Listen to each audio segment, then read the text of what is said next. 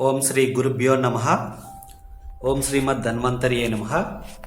అందరికీ మహాశివరాత్రి శుభాకాంక్షలు. ఈ శివరాత్రి సందర్భాన ఒక చిన్న కథను మీకు వివరిస్తాను. శివుడు పార్వతికి స్వయంగా చెప్పిన మాటలివి. ఒకానొక సందర్భాన శివపార్వతులు సంభాషణ. స్వామి, మిమ్మల్ని ప్రసన్నం చేసుకోవడం ఎలా అని పార్వతీదేవి ఒకనాడు అడిగింది. పార్వతీదేవి అడిగిన ప్రశ్నకు శివయ్య ఇలా సమాధానమిచ్చాడు. పార్వతీదేవి, నాకు అన్ని తిథులలో మాఘ బహుళ చతుర్దశి అంటే మహాశివరాత్రి అంటే అత్యంత ఇష్టం.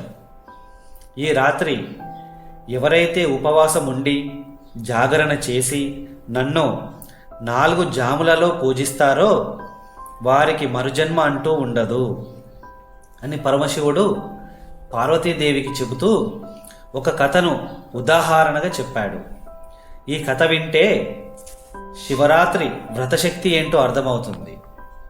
పూర్వం లుబ్ధకుడనే ఒక వేటగాడు ఉండేవాడు.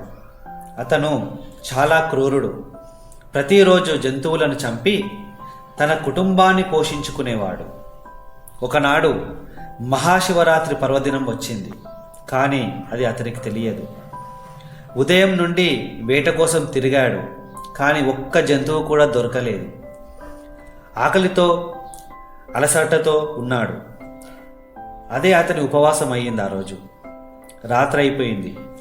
క్రూర మృగాల భయంతో ఒక చెరువు ఒడ్డున ఉన్న మారేడు చెట్టు ఎక్కి కూర్చున్నాడు. నిద్రపోతే కింద పడిపోతానన్న భయంతో మెలకువగా ఉన్నాడు. అదే అతని జాగరణ అయ్యింది. ఆ చెట్టు కింద ఉన్న ఒక శివలింగం ఉంది. కానీ అది అతనికి తెలియదు. రాత్రి 7 గంటల ప్రాంతంలో ఒక లేడీ నీరు త్రాగడానికి వచ్చింది. వేటగాడు బాణం ఎక్కిపెట్టి గురి చూసేటప్పుడు మారేడాకు అడ్డం వస్తుందని తుంచి కింద పడేశాడు. ఆ ఆకులు సరిగ్గా శివలింగం మీద పడ్డాయి. గురి పక్కకు పడి నీటిలో పడగానే నీరు కూడా శివలింగం పైన పడింది. అది అభిషేకంగా మారింది. గురి తప్పడంతో ఆ లేడీ ప్రాధేయపడింది. నేను నా పిల్లలకు పాలిచ్చి నా భర్తకు చెప్పి వస్తాను, నన్ను వెళ్ళనివ్వు, సత్యం అని బర్తిమాలాడింది. అప్పుడు అతను విడిచిపెడతాడు. తర్వాత రాత్రి 11 గంటల సమయంలో మరొక లేడీ వస్తుంది. అది నీరు త్రాగుతున్న సమయంలో మళ్ళీ గురి తప్పడంతో నీరు మళ్ళీ శివలింగం పైన పడి మళ్ళీ అభిషేకం అవుతుంది. ఆ లేడీ కూడా నా భర్త కోసం వెతుకుతున్నాను చాలాసేపటి నుండి, దయచేసి నన్ను వదిలిపెట్టు, వెళ్ళి నా భర్తను కలిసి వస్తాను అని ప్రాధేయపడింది. అప్పుడు వేటగాడు శక్తి లేక సరే అన్నాడు. తరువాత మధ్యరాత్రి ఉదయం 3 గంటల ప్రాంతంలో మగలేడి వచ్చి నీరు త్రాగుతుంటే మళ్ళీ గురి తప్పి నీటితో శివునికి అభిషేకం జరుగుతుంది.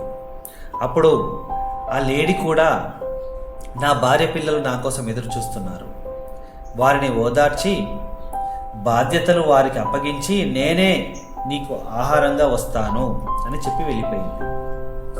వేటగాడు ఆశ్చర్యం వేసింది. మాట ఇచ్చినట్టే ఆ లేడీ కుటుంబం మొత్తం వచ్చి నన్ను చంపు అంటే నన్ను చంపు అని ఒకదానికొకటి పోటీ పడ్డాయి.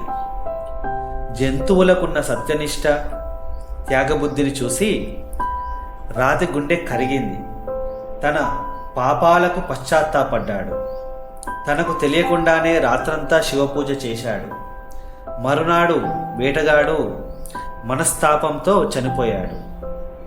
యమభటులు వచ్చారు. కానీ శివగణాలు వారిని అడ్డుకున్నారు. అతను శివరాత్రి నాడు ఉపవాసం ఉన్నాడు, జాగరణ చేశాడు, బిల్వదళాలతో లింగార్చన చేశాడు, ఇతను పాపరహితుడు అని చెప్పి శివదూతలు కైలాసానికి తీసుకెళ్లారు. అప్పుడు శివుడు పార్వతితో ఇలా అన్నాడు, దేవి చూశావా, ఆకలితో ఉపవాసం, భయంతో జాగరణ, యాదృశ్చికంగా అర్చన చేసినందుకే అతనికి మోక్షం వచ్చింది. అదే భక్తితో జ్ఞానంతో ఎవరైతే ఈ శివరాత్రి వ్రతాన్ని చేస్తారో వారికి శివానుగ్రహం తప్పకుండా కలుగుతుంది అని చెప్పాడు. మీకు ఈ కథ నచ్చితే లైక్ చేయండి.